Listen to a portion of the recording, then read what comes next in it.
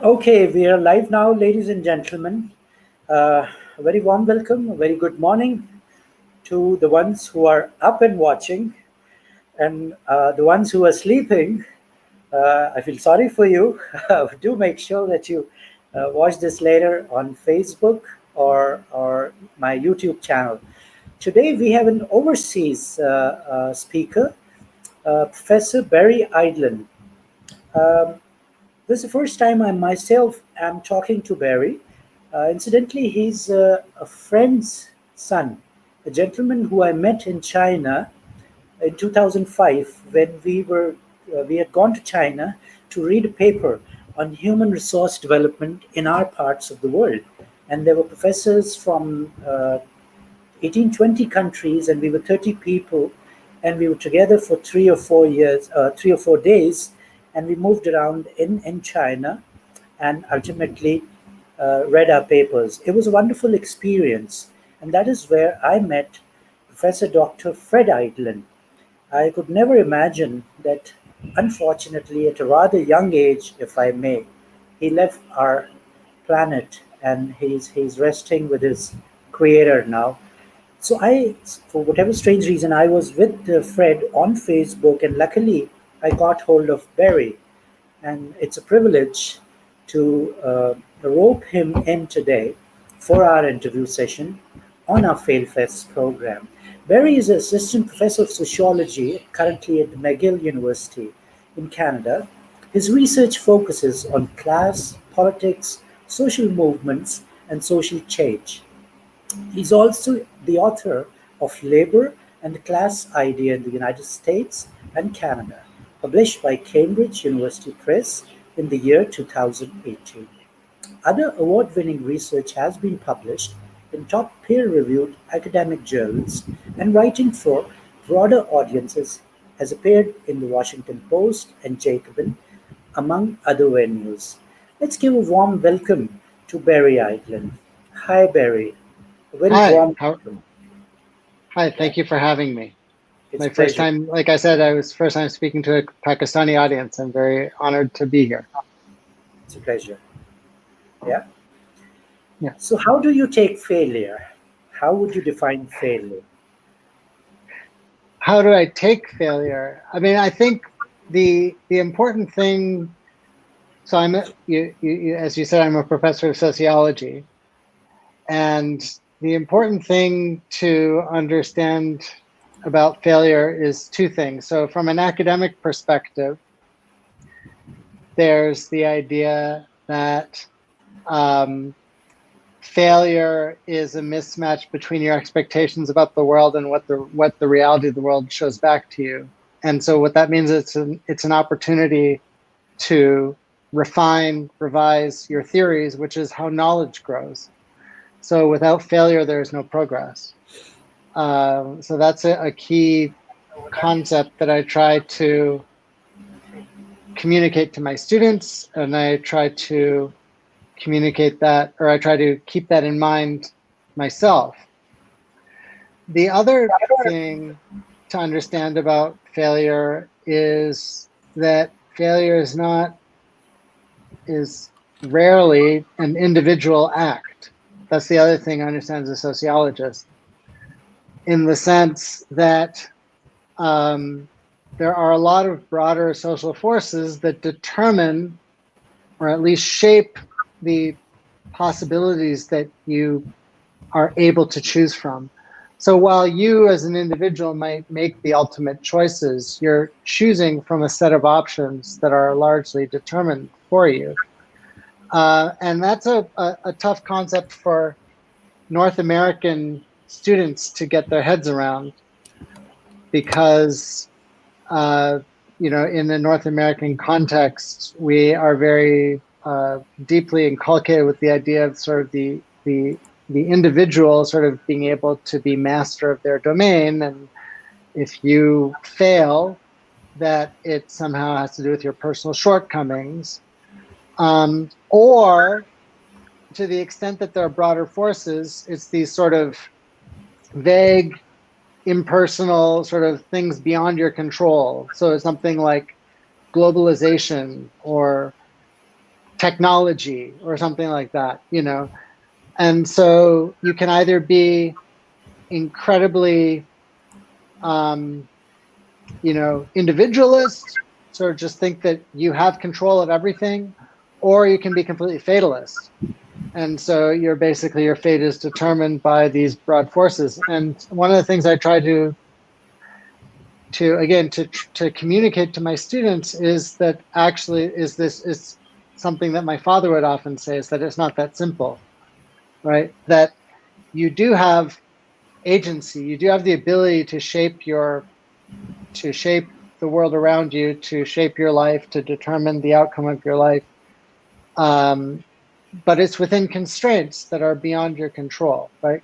And I actually have an example that I wanted to share with you from current events.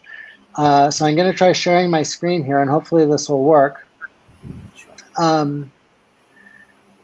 So where did we go? Here we go. Okay, so this is some recent research that was shared. This is shared on Twitter, but it was part of that. We recently had, this past weekend, we had our annual meeting of the American Sociological Association. There's a bunch of sociologists. It was all online this time, but we're all presenting our research. And this is some research that's sort of about sociologists. And this ASA is American Sociological Association. This is just what the number of jobs that have been posted for sociologists from 2006 to 2020, right? And what you can see is that, you know, for much, the red line is all the jobs that are posted online. And you can see that you have the crash in 2009, so they dropped from about 500 to about 300. And then for most of the time period, it's in the 400 to 500 range. And then just this year it cratered, you know, because of coronavirus, obviously, right? So it dropped from 413 to 22, right? So what does this mean in terms of thinking about failure, right? Well, what this means is that, you know, you could be the most brilliant sociologist or the most brilliant economist or the most brilliant neuroscientist or whatever. But if you're going on the job market in 2020 versus going on the job market in 2016, your chances of success or failure are radically different, and you have absolutely no control over that, right? And so you need to be able to understand how much of your success or failures actually has to do with what you do as an individual, and how much of it is these broader social forces that you really don't have control over.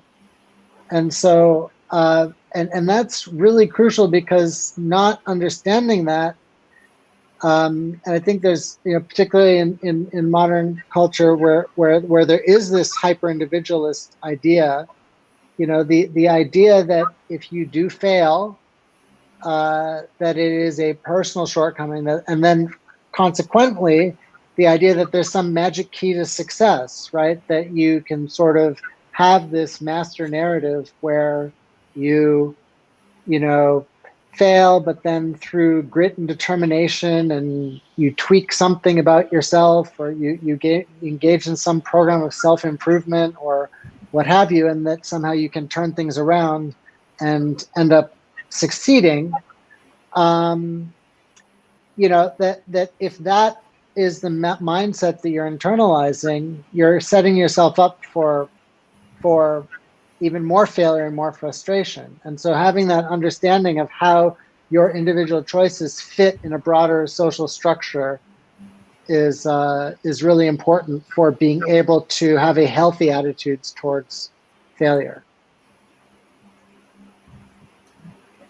So, do you want me to go on? Sorry. yeah, please. Would you like to share some personal experience about any failures, your professional failure, like you wanted to do something and you Sure. couldn't, Well, I and you mean, did something else?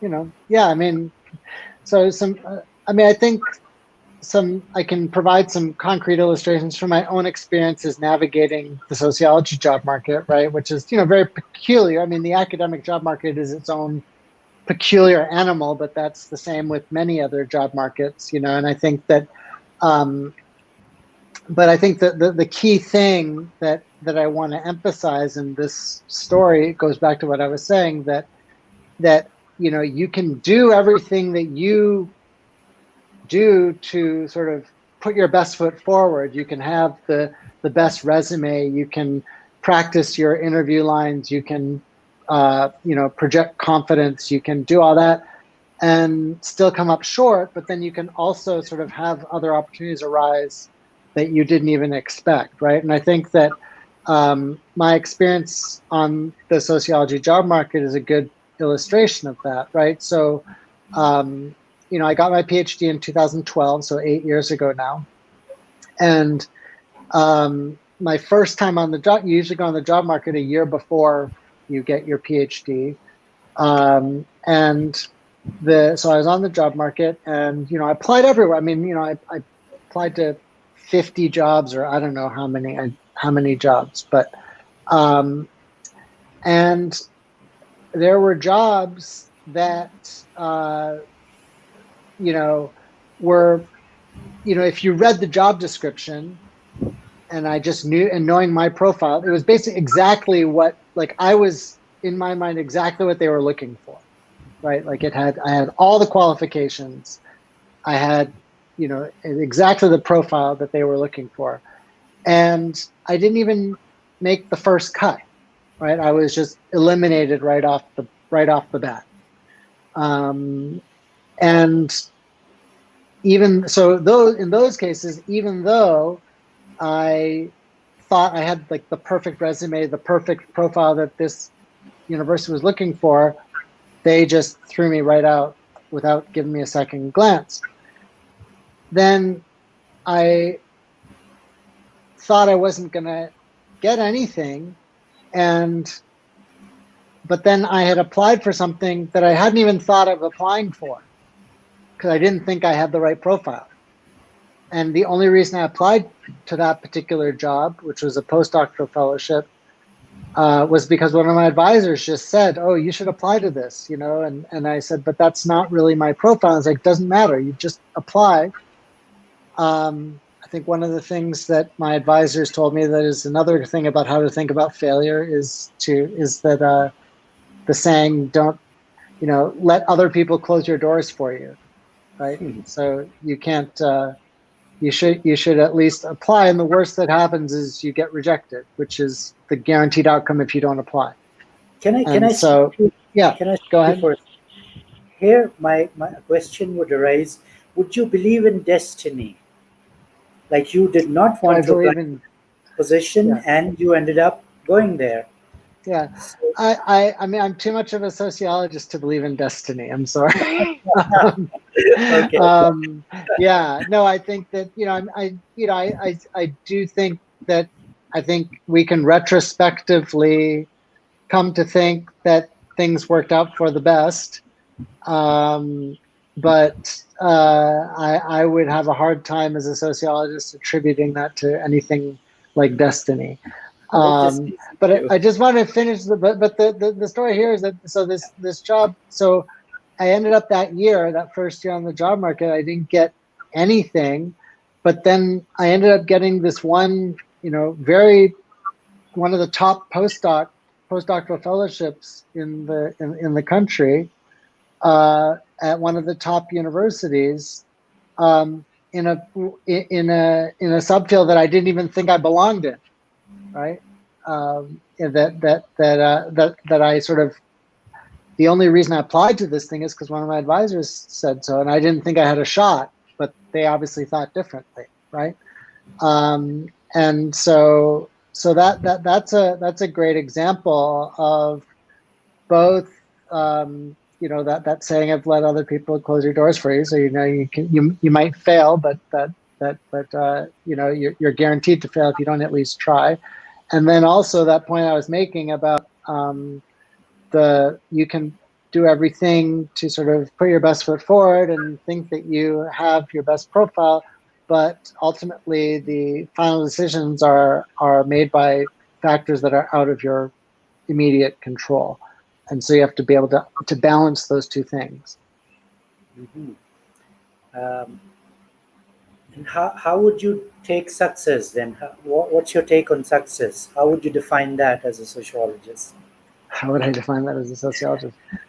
I mean, it's a subjective thing, right? So I think that, and it has, um, it has multiple facets. And I think there's another example I can point to from my own personal experience, which is that, it took me 4 years on the job market as a sociologist to finally get that tenure track position. And I'm very fortunate to have a tenure track position at McGill University, which is a wonderful institution in a wonderful city in my home country.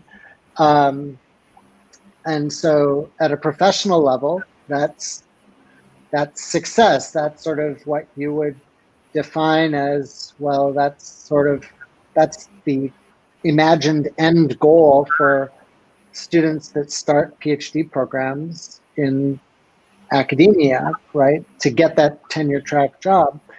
But the flip side of the tenure track job market is that I have virtually no control over where I end up geographically, and I happen to end up in a place where it's very difficult for my family to be there. So you're talking to me now, uh, and I'm not in Montreal. I'm in Los Angeles, which for your listeners is first of all, it's in a different country. It's in the United States. It's not in Canada. And second of all, it's on the other side of the North American continent. So it's a 6-hour flight by air to get here if you take a nonstop flight.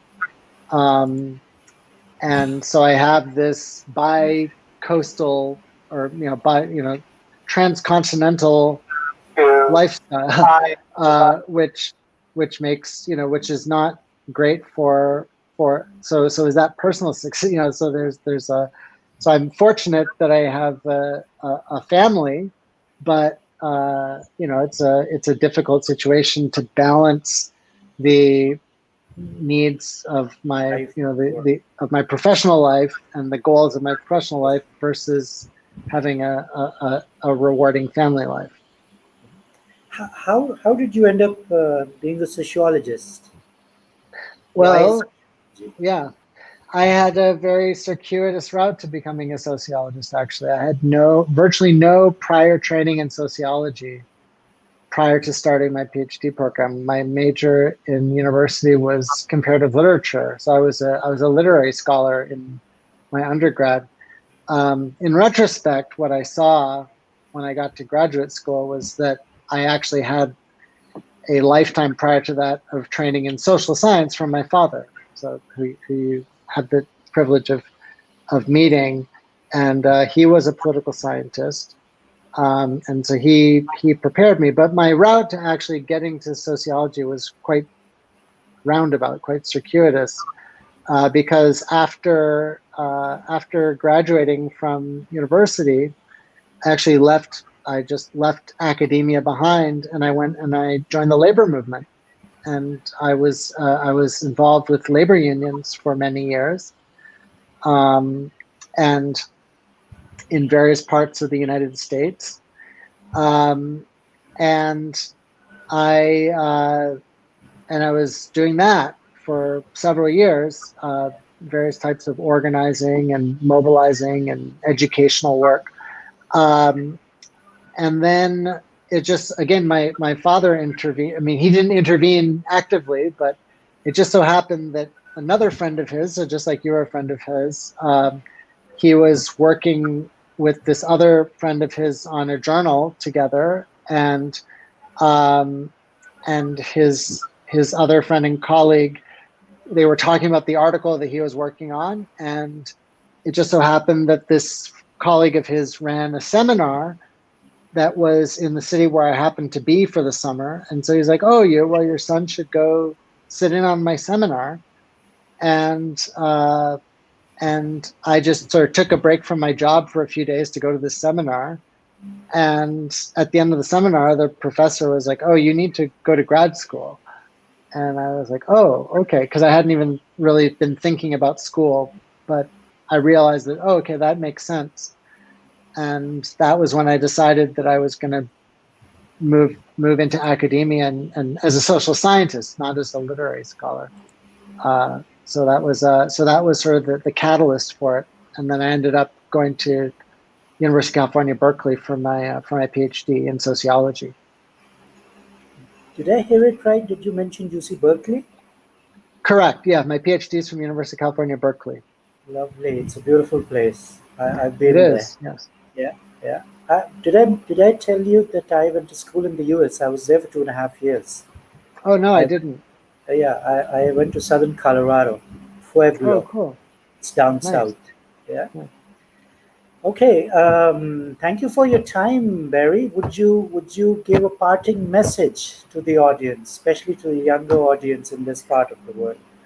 Yeah, I really want to reiterate that point that you need to be able to distinguish between what you can control, what you have the power to determine with your future, and but also understand the broader forces that shape the world we live in, right? So that's a really important part of and so that you need to understand the broader forces that are shaping the world that you live in so that you can have a healthy attitude towards failure and success, and understanding that it's not all about it, that your personal failings are not all about you, that they are shaped by these broader forces, and you can do stuff to control that, to control your future, but it's within a set of options that are constrained by broader forces, and that I think is part of having a healthier attitude towards failure.